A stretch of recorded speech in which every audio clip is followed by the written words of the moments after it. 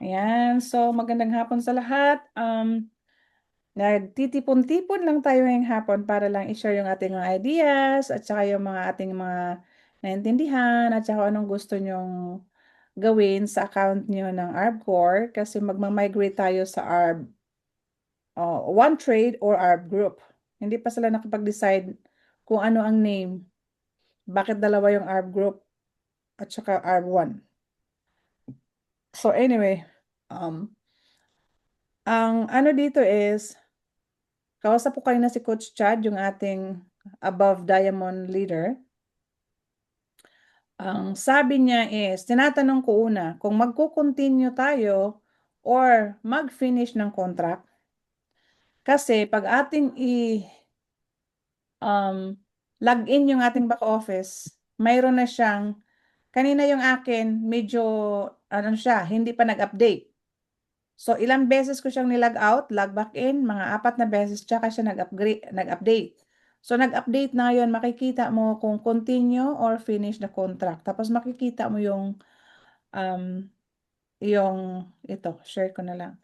Makikita mo yung iyong balance. Mali yan ah. Sandali, ito. Yan. So, pag buksas ng iyong ng iyong back office, ganitong itsura niya.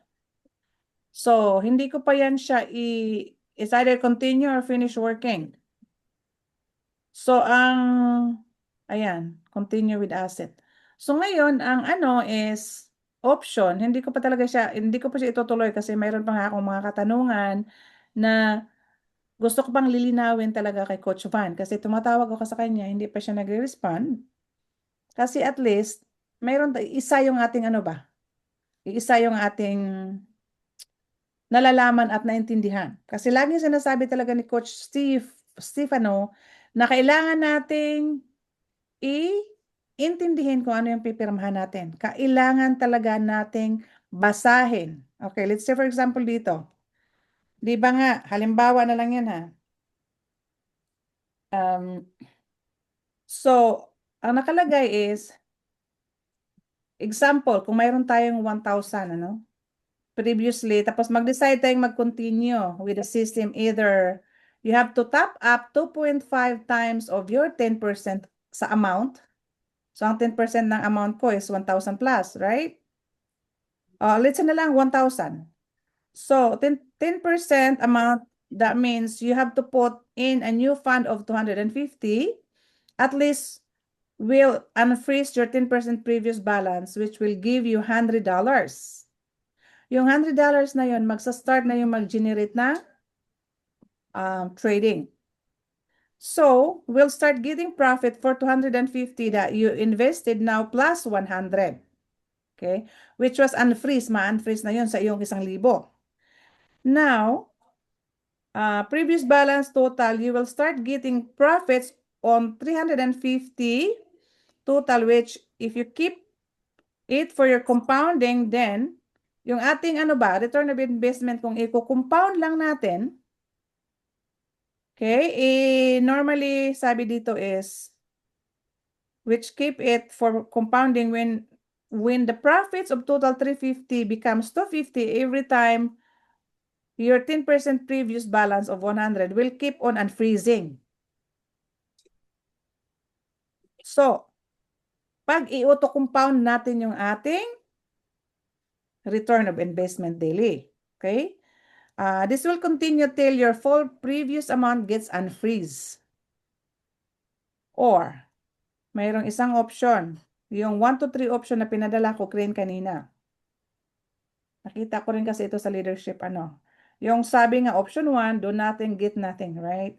Option 2, choose to quit, and it may take up to 14 months to become, na makuha mo yung buong in-invest. Pero kung yung iba, to those who are doing auto withdrawal before the system got updated, it will be deducted. Kung magkano yung iyong na-receive na daily return, madideduct yan siya. Alright? Now, option 3, fresh capital could just be 10% of 2.5x calculation. Kung magkano nga yung iyong account balance, right? Na nakasabing ganyan. Ayan yung option pag nagbuksan nyo yung ArbCore app. Then, that also unfreezes 10%, that then works for you. So ngayon, option 3 allows sa bawat isa sa atin to compound all the way para ma-free na yung 100% na frozen, ma-unfreeze na yung 100% sa total natin na invest. And earn 100%, itong process na to normally will take about 5.5% a months. So, but of course, sabi nga dito, you can take profits along the way then and delay the thawing process. So, kung i-withdraw mo, so madidelay yung pag-ano mo ng 100%. Example, kung may 1,000 ka is frozen, 2,500 yung kailangan ilagay ng fresh capital for you. Or, option 1. Or, option 2, yung first label mo is required to unfreeze 100%. Meaning, I'll just have an example. Sismalo is my first level. Okay? Kung na-unfreeze niyo yung 100%, counted yun as a new capital sa ating pag-unfreeze ng ating account. So, lahat na level 1 nyo, makakount yun. Bas bagong investment nila, makakount yung perang yun towards unfreezing our funds. Kung magkano yung inyong nilalagay. Okay? You could just add 250 fresh capital, then unfreeze 100 from 1,000 frozen. So you have now 350 earning daily. 350, you have now 350. Kasi 250 yung capital plus 100 na nga yung ma-unfreeze, right? So may 350 na tayo na total, mag-earn tayo dyan ng 1.7% daily. You can compound up to the next 10% to get unfrozen the rest of your account. Now, kausap ko si Coach Chad kanina, sabi niya, either mag-continue tayo or discontinue. Ang suggestion ng ating higher upline is mag-decide tayo within 48 hours since yesterday after the Zoom. Kasi para malaman ng company, pero talaga ang ano is up to 7 days. Pero sabi din niya, huwag tayong umabot ng 7 days kasi baka mamaya hindi na tayo ma-audit na nila lahat yun. At kasi nga, ang kanilang ang plano, pag may 50% na mag-continue at nag-fund sa lahat, mag-start na daw yung system trading sa Friday after the Zoom. Now, isa pa is, yun nga. So, yung mga may account na may maraming account, so either mag-top up tayo ng yung binanggit ko or mag-enroll. Kasi lahat na tao, bagong enrollment directly, pag sinabing level 1, direct naka-sign up under sa iyong link, counted yun para ma-unfreeze yung ating mga individual account kung magkano yung amount na nilagay natin. Okay? Now, so sabi nga niya, within 48 hours, ngayon 24 hours na kasi kahapon yung Zoom, di ba?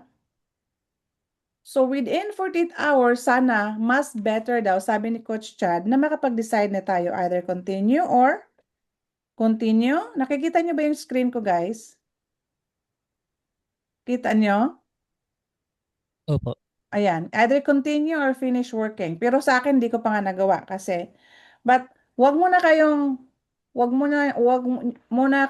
magtuloy hanggat mag-update ako na akin ginawa ko na. Kasi mayroon pa akong lilinawin nga isang bagay na hindi pa nasasagot. Yun, so ni-record ko naman ito, yung mga bagong pasok, o kaya kung sino man dyan, sino man dyan ang may mga Okay, tanong. coach. Okay, coach. Napakinig ko naman. Okay, that's good. So ngayon, thank you, Coach Rene. So ngayon, kung sino yung may tanong, you're free to open your mic lang. Parang ano lang ba to? Sharing your thoughts. Tapos kung may question kayo na kaya kong sagutin, then I can answer them. Tapos mayroon tayong leader na naka-standby siya. Sabi ko nga, ah, join. Okay.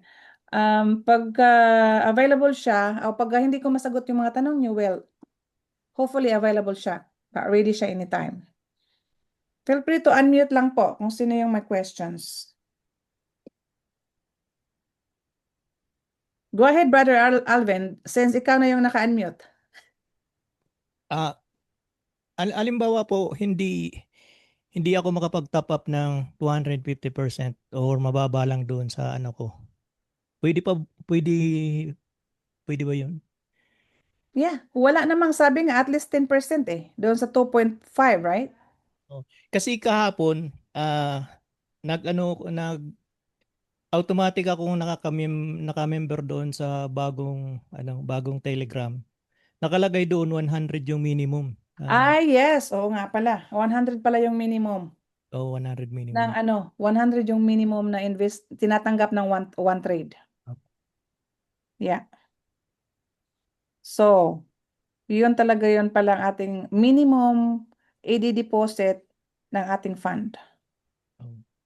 Let's Kasi say, ako, go ahead. dalawang account ko eh. Yung asawa ko. Oo, Yeah, inano ko eh. Bali, dalawang account yung hawak ko ngayon. right. Eh, ayaw ko naman i-give up yung account ng asawa ko eh. Good thinking, Brother Alvin. Ganito yon.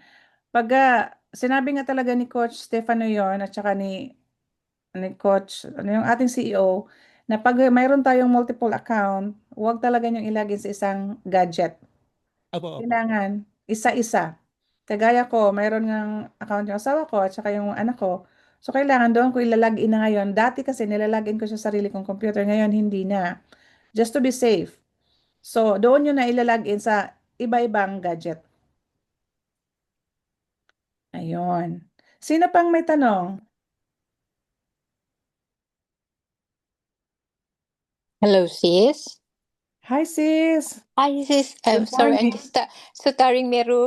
Tulog na yung ano ko, ang aking mind kasi it's 1:30 over here sa Okay. Germany. So, I just joined in, nakatulog kasi ako. Tama ba yung narinig ko na minimum 100 Yeah. ay dollar or 10% is the $100? Tama ba yun? Kasi ang dami ko nang nabasa eh. Ano, $100 ang minimum. Let's say, Okay. yeah. Pero So 10%, how go ahead. Sorry. So how would you earn is that 1% or 1.7%? 1.07. 1.07. Yeah. Paano niya ma-earn yung 1.07 kung 100 lang ang iano? Kasi ang nakalagay doon, $250. Hindi kaya medyo confused ako. Okay.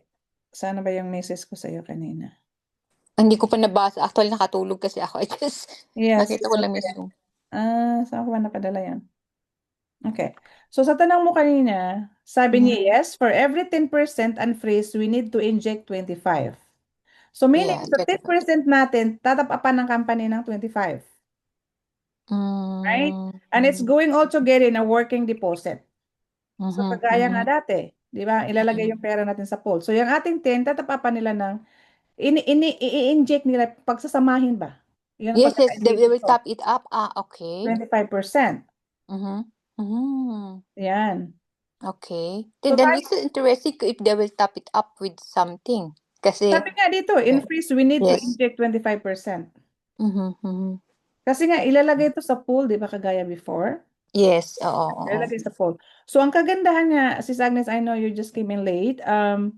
Tawag dito, yun nga, mayroon tayong maraming options. At saka, Mhm, mhm. yun, pag tayo kino-continue, i-discontinue natin or stop or finish working, sabi doon, up to 14 months possible yung payout.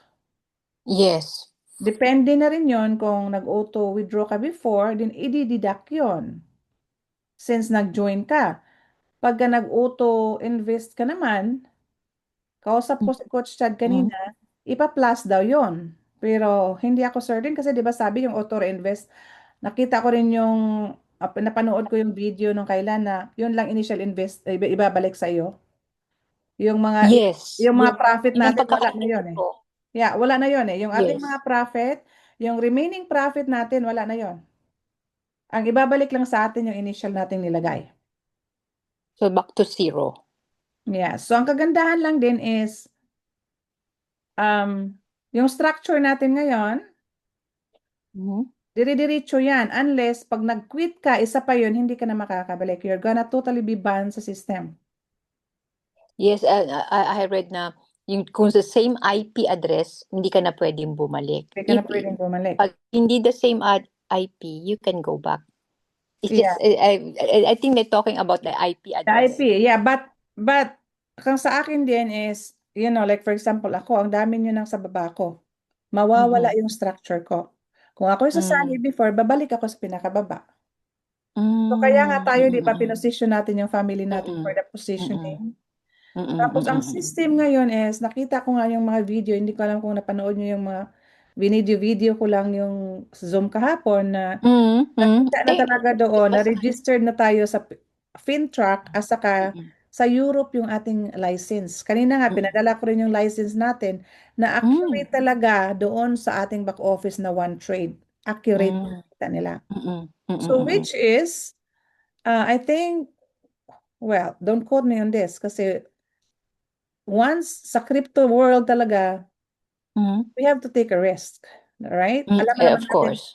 It's crypto is very volatile. volatile, right? Yes, So, yes. nandito tayo sa crypto world for the risk. Though, hindi lang naman crypto world. Life natin is a risk. Everything is a risk. Diba? So, we should understand na investing in a crypto world is mayroong losses, mayroong winning. Ganun din naman sa Forex. Diba? Ganun din talaga. High risk. High Yes. risk talaga ang lalo na itong trading. But, yun nga, ang sinasabi din ni Coach Chad kanina na the sooner na you decide, at least within 48 hours, pero 7 days yung Maximum. maximum, Monday, Tuesday, Wednesday, Thursday, Friday, Saturday, Sunday. So by Monday, ang 7 days, right? Pero sabi niya nga, if you can do it within 48 hours, it's better. Kasi at least para din ma-count ng company na ilan na lang percent ba yung nag-continue at They para can malaman plan. din nila. So they can plan. Mhm. So calculate and everything and prepare what That's has right. to be done. Diba? Ngayon ang tanong ko, how about yung structure ko? Okay, I understood na yung natin, yung original capital natin, 1:1 will be moved into one trade, right? This is correct. Right. Okay. Yung structure mo rin the same? Yeah, lahat tayo sis. Lahat, so as nilipat lang. Parang Ililipat. hangin, binagyo na pinunta sa ibang island. Island, Kasi- yes. Pero yung Okay. ang pagkakaintindi ko, yung kung ano yung login natin dito sa ARB core, yun pa rin yung unang login natin. Once makapasok na tayo, tsaka natin papalitan. Okay. Gusto ko yung anuhin, of course, with your guidance. Gusto ko bago ko kalikutin, baka kung ano kasi mapindot ko. Yeah, wag mo na sis. Sasabi ko nga, gawin ko muna Yes. yung akin at i-record Yes. ko, tapos tsaka kayo gagawa ng sa inyo. Okay, that's Kasi fine. meron na talaga ako inaantay ngayon na masagot yung tanong ko. After that, I can either today or tomorrow. Okay. But ako talaga itutuloy ko. You know why? Kasi nakita ko talaga yung structure, ang bagong One Trade. Napakaganda niya. Mas lalong legit siya. Biro